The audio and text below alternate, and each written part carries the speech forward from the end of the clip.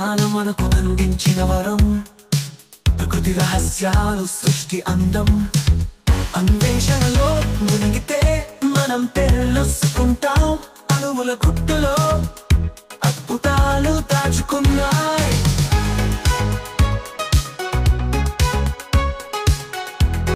Astronomical measurements. So ప్లూటోకి ఆ measurements లేకపోవడం వల్ల దాన్ని తీసి పక్కన పెట్టేస్తారు. మీన్ వై మనకు చెప్తున్న 8 గ్రహాలు లేవు. మెర్క్యూరీ, వీనస్, ఎర్త్, మార్స్ ఈ 4 గ్రహాలు మాత్రమే సాలిడ్ స్టేట్ లో ఉన్నాయి. మిగిలిన 4 సాలిడ్ స్టేట్ లో లేవు. మీన్ వై ఒక మార్స్ సైజ్ లో ఉన్నటువంటి ఒక ఆస్ట్రాయిడ్ వచ్చి కొలైడ్ చేయడం వల్ల దాని పేరు దియా అండి. దియా. ఆ దియా అనే ఒక ఆస్ట్రాయిడ్ వచ్చి ఎర్త్ని కాంబినేట్ చేయగానే వన్స్ ఒక్కసారి ఎర్త్ టిల్ట్ అయ్యి, సెకండ్ థింగ్ ఏంటంటే ఆ కొలైడ్ అయినప్పుడు ఏమైనా కానీ ఇందులో నుంచి కొంచెం మెటీరియల్ బయటకు వస్తే ఇందులో నుంచి కొంచెం మెటీరియల్ బయటకు వస్తుంది. కొలైడ్. సో ఆ మెటీరియల్ టైం టేకింగ్ టైంలో ఒకటి మనకి మూన్ లాగా మారింది. సో ఇప్పుడు ఒక పోయిట్ ఉన్నాడండి. పోయిట్ ఒక కవిత రాయాలి. అబ్బా చందమామ ఎంత అందమైన చందమామ, ఆ అమ్మాయి చూసి చందమామ అందంగా ఉంది అని చెప్తారు పోయిట్. అదే మన సైంటిస్ట్ గా రంగడిగారు అనుకోండి, నేనే చెప్తా అబ్బా ఎంత అందమైన చందమామ, ఎంత పెద్ద లోయ ఉంది, అబ్బా ఎంత పెద్ద పంటరాయి ఉంది. అరే నేనేంటి భూమి మీద 10 కేజీలు ఉంటే నేనేంటి చంద్రుడి మీద 4 కేజీలే ఉన్నాను అని పోయిట్స్. సో ఇట్స్ బికాస్ భూమిలో ఉన్నటువంటి కొంత పదార్థం, ఆస్ట్రాయిడ్ లో ఉన్నటువంటి కొంత పదార్థం, ఆ రెండు కలిసి మనకు చందమామ. సో అండ్ మీన్వైల్ ఇంకా కొన్ని అపోహలు ఉన్నాయండి. So northern hemisphere, southern hemisphere మన భూమికి 2 రకాలుగా ఉంది. సో నార్థన్ హెమిస్ఫియర్ అంతా వెయిట్ ఎక్కువ ఉంది, అంటే ఖండాలన్నీ పైన ఉంటాయి, నార్థన్ హెమిస్ఫియర్ లో కనిపిస్తుంది. సో కిందంతా వాటర్ ఉంటుంది. ఇట్స్ బికాస్ ఆఫ్ ద టెల్టింగ్ ఉంది అని అనుకుంటారు. సో అది ఫ్యాక్ట్ కాదండి, రీసెంట్ గా ప్రూవ్ చేసింది. And meanwhile what is inside the earth's interior? Interior లోపలే ఉంది, భూమి లోపలే ఉంది. Next what is the layers of the atmosphere? Atmosphere లో లేయర్స్ ఏమున్నాయి? So what is the rock size? మనం చూస్తూనే ఉన్నాం, మన చుట్టూ చాలా రకరకాల రాళ్ళు కనిపిస్తున్నాయి. ఆ రాళ్ళు ఎలా ఏర్పడ్డాయి? అన్ని రకాల రాళ్ళు ఉన్నాయా? ఏ విధంగా ఆ రాళ్ళు అనేవి ఫామ్ అయినాయి? దాని రాక్ సైకిల్ అంటే ఏంటి? అసలు సాయిల్స్ ఇప్పుడు అంతా మనం ఎక్కడ చూస్తున్నా సాయిల్స్ అండి. వితౌట్ సాయిల్స్ మన దగ్గర ఇప్పుడు ఫర్ ఎగ్జాంపుల్ మీరు ఒక్కసారి అసెంప్షన్ చేసుకోండి, మన దగ్గర సాయిల్స్ ఇవ్వండి, అన్ని రాక్స్ ఇవ్వండి, అంత సాయిల్ గా ఉంది. ఇదే తింటాం. సాయిల్స్ అసలు ఎలా ఫామ్ అయ్యాయి? It's a basic question. Soils ఎలా ఫామ్ అయ్యాయి? And some more, we are looking at Rayalaseema region. We all know that Ratanalasema. Rayalaseema, we all know that Ratanalasema. Unfortunately, దాన్ని రాయలసీమ చేసేసాం. సో మనకు బేసిక్ గా ఉన్నటువంటి ఒక మేజర్ అసెట్ ఏంటంటే, ప్రపంచంలో ఏ మూలకి వెళ్ళి అడిగినా కూడా వజ్రాలు ఎక్కడ దొరుకుతాయి? అనంతపురం దొరుకుతాయి. అనంతపురం ఎక్కడుందండి? రాయలసీమలో. సో బేసిక్ గా వర్షాలు వచ్చాయనుకోండి, ఆల్మోస్ట్ చుట్టుపక్కల ఉన్న ప్రజలే కాకుండా చాలా రాష్ట్రాల నుంచి వచ్చి అక్కడ వెతికితూ ఉంటారు వజ్రాల కోసం. సో బేసిక్ గా నేను మీ ప్రెజెంటేషన్ అని చెప్పబోతా, ఎలా వజ్రాలను ఐడెంటిఫై చేయాలి, ఒక లేమన్ లాగా ఎలా ఐడెంటిఫై చేయాలి. తర్వాత what are the methods to identify ground water? అంటే మనం అంతా విలేజర్స్ అండి. మీరు స్కూల్లో టీచర్స్ చాలా మంది చూస్తుంటారు సార్, చుట్టూ పొలాలు ఉంటాయి, చాలా మంది రైతులు సింపుల్ ఒక టెంకర్ పట్టుకొని వచ్చి వాటర్ పాయింట్ పెట్టేసినారు ఢిల్లీ అంటారు. ఇంకొకటి ఏమో కట్టుకులు పట్టుకొని వస్తాడు, ఇక్కడ వాటర్ పాయింట్ ఢిల్లీ అంటాడు. ఇంకొకటి మెథడ్. అంటే because of lack of awareness, వాళ్ళకి అవేర్నెస్ లేకపోవడం వల్ల స్టిల్ వాటర్ నమ్ముతున్నారు. ఓకే టెంకాయ పెట్టి వాటర్ పాయింట్ పెడితే పడవచ్చు, రెసిస్టివిటీ యూస్ చేస్తే పడకపోవచ్చు, అంతే కదండి. సో ఆ మెథడ్స్, ఎందుకంటే నేను మీకు చెప్తే, మీరు మళ్ళీ స్కూల్ పిల్లలకి చెప్తే, ఆ స్కూల్ పిల్లలు పేరెంట్స్ కి చెప్తే, ఇక్కడ ఏదైతే మిస్టేక్ జరుగుతుందో సైన్స్ ని నమ్మకుండా అనవసరమైన విషయాన్ని నమ్మి నష్టపోతున్నారో దాని నుంచి కొంచెం వాళ్ళకి అవేర్నెస్ వస్తున్నారే దాని నుంచి.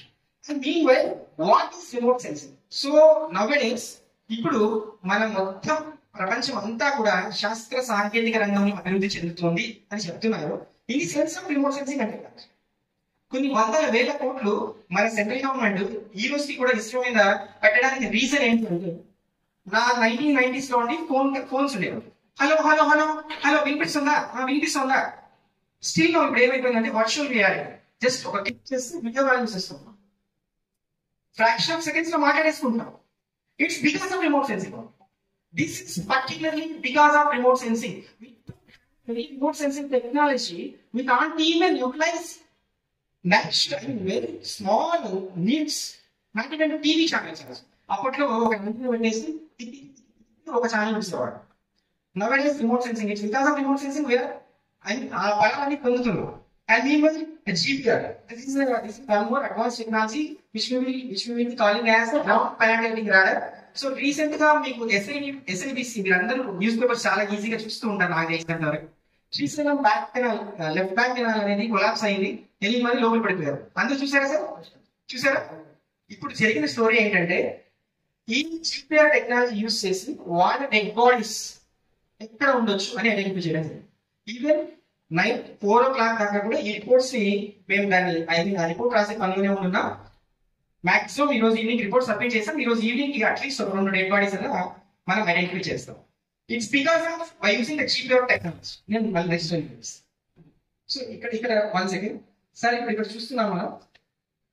ఇక్కడ చూసారా, వర్షాలు వస్తే చాలా మటుకు పొలాల్లో బోర్ వేయకుండా వాటర్ వచ్చేస్తుంది. చాలా మంది చూస్తుంటారు. సో అది ఎందుకు ఎలా వస్తుంది? సో అగైన్ కొన్ని మీకు తెలిసిన విషయాలు ఇంకా కాన్స్ట్ గా కలెక్ట్ చేస్తారు. సో ఇండియా అంటే మనందరికీ తెలిసిన విషయాలు, క్రస్ట్ ఉంటుంది, మ్యాంటిల్ ఉంటుంది, కోర్ ఉంటుంది. సో క్రస్ట్ కి మ్యాంటిల్ కి మధ్యలో ఒక డిస్కంటిన్యూటీ ఉంది, మ్యాంటిల్ కి కోర్ కి మధ్యలో డిస్కంటిన్యూటీ ఉంది. So we all know that. మనం చదివే ప్రతి సైన్స్ టెక్స్ట్ బుక్ లో బేసిక్ థింగ్. సో క్రస్ట్ అనేది ఇప్పుడు ఏదైతే మనం ఇప్పుడంతా ఉన్నామో మనమంతా వీఆర్ లివింగ్ ఆ క్రస్ట్ మీదనే మనం ఉన్నాం. సో క్రస్ట్ కింద ఏమిటి? మ్యాంటిల్. సో క్రస్ట్ కి మ్యాంటిల్ కి మధ్యలో ఉన్నటువంటి లేయర్ ఏదైతే ఉందో అది ఒక డిస్కంటిన్యూటీ. ఆ డిస్కంటిన్యూటీని మనము దాన్ని ఒక ప్లాస్టిక్ లేయర్ అని చెప్పొచ్చు.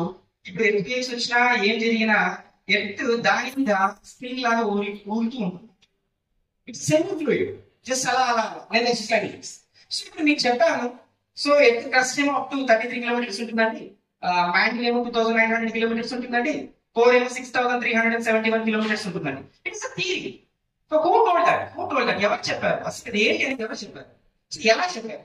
సో ఇక్కడ చూడండి, ఇక్కడ మీకు క్లియర్ గా తెలుస్తుంది. ఇది క్రస్ట్, ఇది core. So there are 3 types of waves. 3 types of waves. Basically మనం 2 waves గురించి ప్రతిసారి మాట్లాడుకుంటాం, P waves and S waves. P waves are nothing but primary waves. Those are longitudinal waves, just like sound waves. ఇప్పుడు sound ఏంటంటే ఇప్పుడు నేను ఇక్కడ మాట్లాడుతున్నాను, అక్కడికి ఇందాక సార్ చెప్పాను, ఇక్కడ నేను మాట్లాడుతున్నా, అక్కడికి wave propagation. This is just like wave propagation. Physics లో తెలుగు నేను ఇంకా క్లియర్ గా చెప్పాలంటే శృంగారం ద్రోణులు అంటే ఇదేలాగా. So just like wave propagation.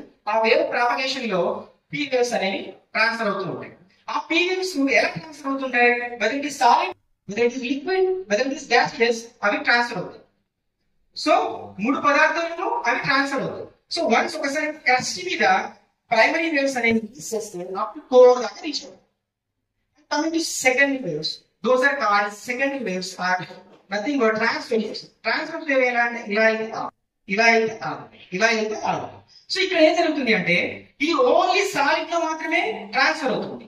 ఎట్టి పరిస్థితుల్లో లిక్విడ్ లోను గ్యాసెస్ లోను ట్రాన్స్ఫర్ అయ్యే ఛాన్స్ లేదు. So based on that principle మనము ఎర్త్ క్రస్ట్ నుంచి కోర్ దాకా మెటీరియల్ ఎలా ఉంది అనేది మనము ఫైండ్ అవుట్ చేయగలుగుతాం. సో క్రస్ట్ ఏంటి? పీరియడ్ ఏంటి? అది సాలిడ్ ఉండాలి. మ్యాంటిల్ ఏంటి? పీరియడ్ ఏంటి? సాలిడ్. కోర్ వచ్చినప్పటికి inner core, outer core, inner core, outer core. మన గ్లోబ్ మొత్తం 100% అనుకుంటే అండి అరౌండ్ 70% ఆఫ్ వెయిట్ ఎర్త్కి మన అవుటర్ కోర్ నుంచి వస్తుంది. అవుటర్ కోర్ ఏదైతే ఉందో అది అంత వెయిట్. సో కమింగ్ టు సింగ్ అల్యూమినియం క్రస్ట్ లో ఉండే nickel and ferrous. So it's because of that material లోపల ఇన్నర్ కోర్ ఏమో లిక్విడ్, అవుటర్ కోర్ ఏమో సాలిడ్. ఇన్నర్ కోర్ ఏమో సాలిడ్, అవుటర్ కోర్ ఏమో liquid. It's because of that variation ఎర్త్కి natural వస్తుంది. అందుకే భూమి సహజ అయస్కాంతం అని చిన్నప్పుడు నా టెక్స్ట్ బుక్ లో. Because of that. Second thing, apart from that కింద స్టడీస్ చేస్తున్నాం. P waves చెప్పాను. P waves, S waves. Third one is most dangerous wave, that is called love wave. So ఒక టీనేజ్ అబ్బాయికి లవ్ అనేది life ని ఎంత damage చేస్తుందో భూమిని కూడా ఎల్వేవ్ అంత డ్యామేజ్ చేస్తుంది. సో కోర్లో ఎప్పుడు ఈ P wave S wave use అవుతూనే ఉంటుంది. P wave చాలా ఫాస్ట్ గా వెళ్తుంది, S wave చాలా స్లోగా వెళ్తుంది. By chance P wave, S wave రెండు ఒక్కసారి ఎప్పుడైనా మీట్ అయ్యాలంటే L wave వచ్చేస్తుంది.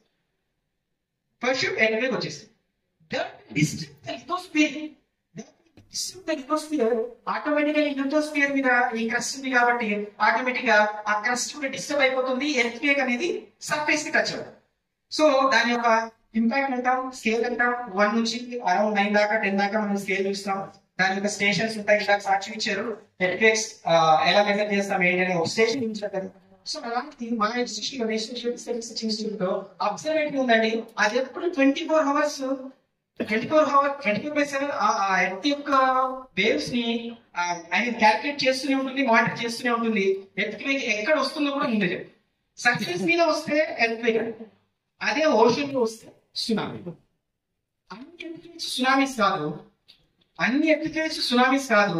సునామీ వచ్చింది అంటే కంప్లీట్ గా కొలాప్సేషన్ జరుగుతుంది. కొన్ని సునామీస్ కి మాత్రమే ఆ యొక్క మెరైన్ ట్రాన్స్లేషన్ యాక్షన్ వల్ల డిస్టర్బెన్స్ అన్నిటికీ కాదు. And layer of the atmosphere నేను ఎక్కువ డీటెయిల్ వెళ్ళను. So troposphere